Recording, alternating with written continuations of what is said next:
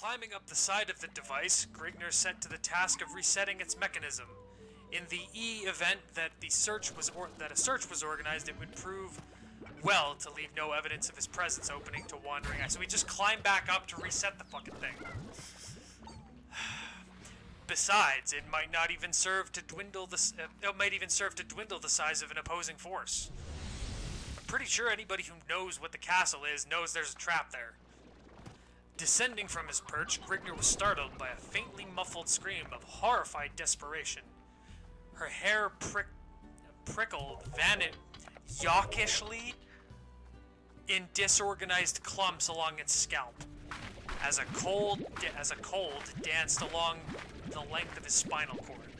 No moral/mortal barrier, human or otherwise, was capable of arousing the numbing sensation of fear inside Grigner's smoldering soul. However, he was overwrought by forces of the barbarian's instinctive fear of the supernatural. His mighty thews has always served to adequately conquer any tangible foe. What the fuck is thew? But the intangible was something distant and terrible. Dim, horrifying tales passed by word of mouth over glimmering campfires and skins of wine had more than once served the purpose of chilling the marrowed core of his sturdy limbed bones. Oh god. Wow. Wow. Wow.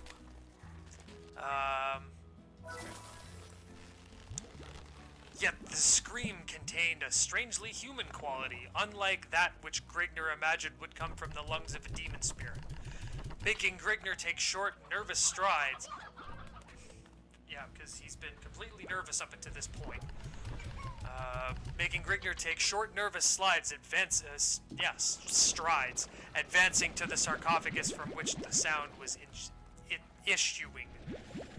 Clenching his teeth in an attempt to steel his jangled nerves, Grigner slid the engraved slab from the vault with a sharp rasp of grinding stone. Another long-drawn cry of terror-infested anguish met the barbarian. Terror-infested anguish. Scouring like the shrill piping of a demented banshee, piercing the inner fibers of his superstitious brain with the primitive dread, and awe. Stooping over to espy the tomb's contents, the glittering accordion's nostrils were singed by the scorching aroma of a moldering corpse, long shut up and fermenting. The same putrid scent which permeated the entire chamber, though multiplied to a much more concentrated dosage. The shriveled leathery package of crumpling bones and dried, flacking flesh offered no resistance, but remained in a fixed position of perpetual vigilance, watching over its dim abode from hollow, gaping sockets. Fuck. Okay. The tortured cries were not coming from the tomb, but from some hidden depth below. Pulling the reeking corpse from its resting place, Grigner tossed it to the floor in a broken, mangled heap. Upon one side of the crypt's bottom was attached a series of tiny hinges, while running parallel along the opposite side of a convex railing, like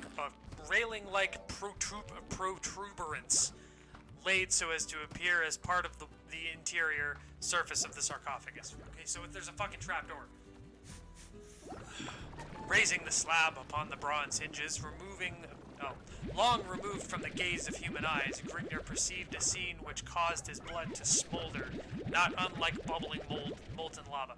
So if there's somebody below it, it's been long removed from the gaze of human eyes. Who the fuck put them there? Directly below him, a whimpering female lay stretched upon a smooth-surfaced marble altar.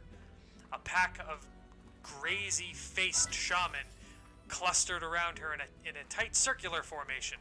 Crouched over the girl was a tall, pot-bellied priest. his face dominated by a disgusting open-mouthed grimace of sadistic glee. How can you grimace sadistic glee? Suspended from the acolyte's clenched right hand was a carven oval-faced mallet, which he waved menacingly over the girl's overshadowed face, like an incoherent gibberish flowing from his grinning, thick-lipped mouth. So he's telling her poetry while waving a hammer over her? That's weird.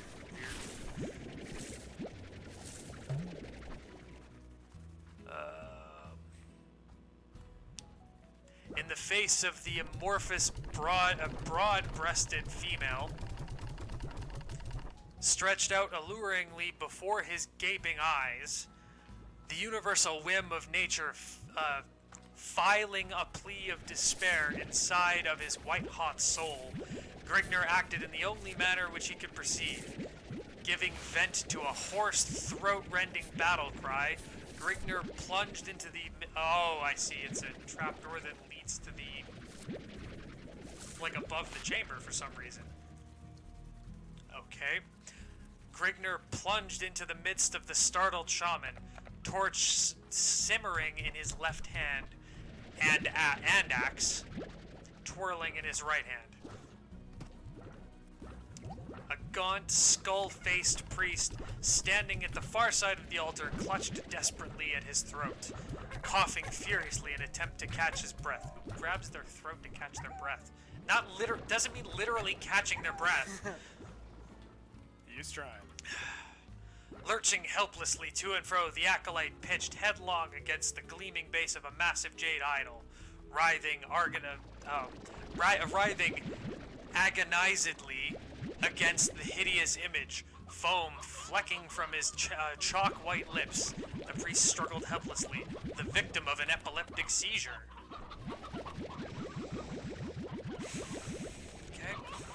Okay. Startled by the barbarian's stunning appearance, the chronic fit of their fellow, and the fear that Grignr might be the avant-garde of a conquering force dedicated to the dedicated to the cause of destroying their deranged cult. Jesus. That's not what avant-garde means. Wow, who the Alright. Moving on. The shaman momentarily lost their composure. Giving vent to heedless pandemonium, the priests easily fell prey to Grignr's sweeping arc of crimson death and malming destruction.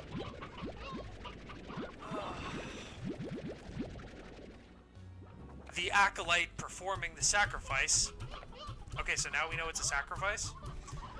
The acolyte performing the sacrifice took a vicious blow to the stomach, hands clutching vitals and several severed spinal cords as he sprawled to the floor. The disorganized priests lurched and staggered with split skulls, dismembered limbs, and spewing entrails before the enraged Accordian's relentless onslaught. The howls of the maimed and dying reverberated against the walls of the tiny chamber, a chorus of hell-fraught despair as the granite floor ran red with blood. The entire chamber was encompassed in the heat of a raw, savage butchery as Grignr luxuriated in the grips of a primitive, beastly bloodlust. Fuck. Meandering. Yeah, seriously though. Presently, all were silent. Presently, all went silent, save for the ebbing groans of the slinking shaman and Grignr's heavy breath accompanied by several gusty curses. The well had run dry, no more lambs remained for the slaughter. The rampaging stead of death, having taken of Grignr for the moment, left the barbarian free to the exploitation of his other perusals. Towering over his head was the misshapen image of the cult's hideous deity, Argon. The fantastic size of the idol in consideration of it being of pure jade was enough to cause the senses of any man to stagger and reel, yet thus was not the case for the behemoth. He had only paid casual notice to this incredible fact, while riveting his whole attention upon the jewel protruding from the idol's soul socket, its masterfully cut faucets emitting blinding rays. So it's got death ray vision? Of Nice. hypnotizing beauty. Oh, hypnotizing. Right, okay. After all, a man cannot slink from the heavily guarded palace while burdened down by the intense hulk of a squatting statue, providing, of course, that the idol can even be hefted, which, in fact, was beyond the reaches of Grignar's coursing stamina. On the other hand, the jewel, gigantic as it was, would not present a hindrance by any means. Yeah, got that. Help me, please. I can make it well worth your while, pleaded a soft, anguish-strewn voice wafting over Grignar's shoulder as he plucked the dull red emerald from its roots. Turning, Grignar faced the female that had lured him into this bloodbath, but whom had become all but forgotten in the heat of battle. You ejaculated the accordion in one pleased tone. Fuck! Yeah, I read that Oh, earlier, God. and I was like, that's gonna get him. Yep. Holy shit. Yep. How much is left? You want to scroll down? Not much, actually. Okay, because I was gonna say we're at 35 now. Fuck. Oh, wow. Okay, well, that's fine. What is... Yeah, I was just, if you go through, I opened up the thing to get to the tabby slime. The Gorgo. Tabby Gordo. Oh, the tabby Gordo? Yeah. Where? Oh, where And is then the tabby? It just goes straight. Oh, it's and right then- through here. Right, yeah. Yeah, yeah. Okay, so you're feeding it hen-hens? Yeah, give it all the regular ones and then feed it stonies. Okay, well, there's, this place is Yeah, lousy with, yeah. with hen-hens. Because so- we want as many stonies as we can, because eventually I'm going to start feeding those to the to the... other guys. What was the last thing you ejaculated? That Yeah. was what you did. I totally did. I totally did. You ejaculated the accordion as in a pleased tone. I thought is what they're trying to say. Though that I had seen the last of you at the tavern, but verify I was mistaken. Grignar advanced into the grips of the female's entrancing stare, severing the golden chains that held her captive upon the altar's highly polished face of ornamental limestone. God damn it. As Grignar lifted the gift from the altar, her arms wound dexterously about his neck, soft and smooth against his harsh exterior. Art thou pleased that we have chanced to meet once again? Oh, this is the chick he was fucking at the bar? Yeah. Grignar merely voiced as sighed grunt, returning the damsel's embrace while he smothered her trim, delicate lips between the coursing protrusions of his reeking maw. Wow. Let us take... Reeking maw, huh? Yeah, that's my nickname in high school. Let us take leave of this wretched chamber, stated Grignar as he placed the female upon her feet. She swooned a moment, causing Grignar to give her support, then regained her stance. Art thou able to find... You don't have to start every sentence with art thou. Art thou able to find your way through the accursed passage of this castle?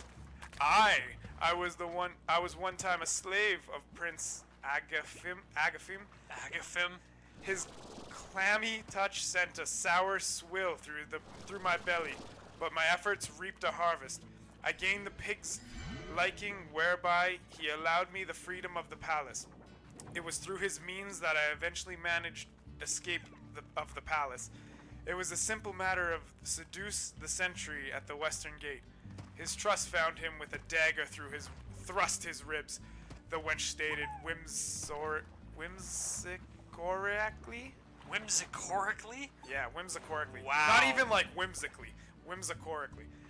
What were you doing at the tavern whence I discovered you? Asked Grignar as he lifted the female through the opening in the mausoleum. Asylum? Oh, mausoleum. Mausoleum. I had sought to lay low from the palace guards as they conducted their search for me.